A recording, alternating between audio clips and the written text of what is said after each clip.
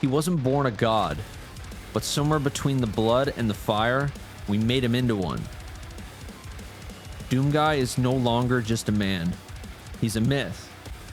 A demigod shaped by grief, rage, and something else we don't really have a name for. His armor is soaked in demon blood, but what he's really covered in is grief. Let's talk about the myth of Doomguy and the grief that he carries for us. Before he was the Slayer, he was just a guy, someone broken by loss who stumbled into Argent-D'Nur with nothing left to lose. The Night Sentinels gave him purpose, and then the gods turned on them. The Makers opened the gates of hell in search of power. Argent-D'Nur fell, the Sentinels were wiped out, and whatever was left of that man died with them. And they didn't bury him to rest, they buried him to terrify hell. Rip and tear until it is done. Not a mission, a promise.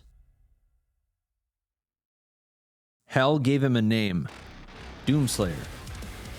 The demons carved his story into stone, wrote prophecies in blood, and even then they couldn't stop him. He became their monster. Not a hero, not even a man, just pure destruction. That's what a myth is. A story too big for a person to hold. And maybe that's exactly what we needed him to be.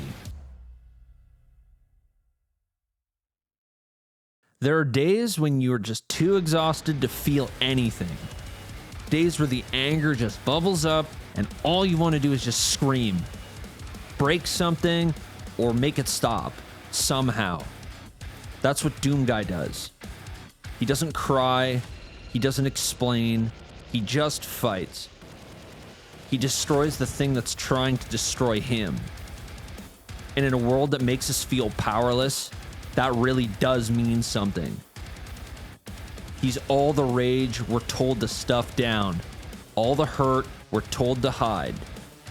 He's the story we tell ourselves when survival feels like war. But here's what makes him really interesting.